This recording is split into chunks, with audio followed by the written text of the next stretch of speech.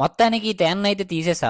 Hi guys, గత last వీడియోలో చూసారు కదా నేను తేనె గురించి వెళ్తే ఏమైందో. ఇంకా వీడియో ఎవరైనా చూడకపోతే ఆ వీడియో చూసాక ఈ వీడియో చూడండి. లాస్ట్ వీడియోలో వేరే ప్లేస్ కూడా వెళ్ళామన్నాం కదా, అక్కడికి వెళ్లి వెతికాం గానీ మాకు ఆ తేనె అయితే కనిపించలేదు. ఆ రోజు మరి ఇంటికి వెళ్ళిపోయి నెక్స్ట్ డే మార్నింగ్ మళ్ళీ వచ్చాము. ఈసారి మాతో జాకీని కూడా తీసుకొచ్చాము. కానీ జాకీని తేనున్న ప్లేస్ కి కొద్ది దూరంలో అయితే ఒక చెట్టుకి కట్టేసా. మళ్ళీ తేనె తీగలు జాకీని కుట్టేస్తాయని. తేనె తీయడానికి వెళ్ళడం ఏటో గానీ నేను చాలా విషయాలు తెలుసుకున్నాను. అవేంటో మీకు కూడా చెప్తాను. అవి ఎంతవరకు నిజమో మీరే చెప్పాలి. మరి ఈ తేనెని తీస్తున్నప్పుడు అసలు కదలకూడదంట, తీసేవాళ్ళు తప్ప. మరొక విషయం ఏంటంటే ఈ తేనెని ఎక్కడైతే తీస్తామో ఆ ప్లేస్ లో అయితే ఈ తేనె తినకూడదంట. ఒకవేళ తింటే ఎవరైతే తిన్నారో ఆ తేనెని వాళ్ళని ఈ తేనె తీగలు కుట్టేస్తాయంట. ఇంకా ఈ తేనెని తిన్న వెంటనే ఈ వేడి భోజనం తినకూడదు, తాగకూడదంట. ఒకవేళ తిన్నా తాగినా ఆ తేనె అనేది ఒక యాసిడ్ లా మారుతుందంట. ఇవన్నీ నాకెవరు చెప్పారంటే మా సూరణి అయితే చెప్పాడు. ఇంతకీ సూరణి ఎవరంటే మన సందీప్ వాళ్ళ డాడీ అనమాట. అన్నీకైతే చాలా ఎక్స్పీరియన్స్ ఉంది తేనెను తీయడంలోనే. అనియా ఇలా తేనెను తీయాలి వీడియో కోసం అని చేస్తున్న పని ఆపి మరి వీడియో కోసం తేనె తీయడానికి అయితే వచ్చాడు.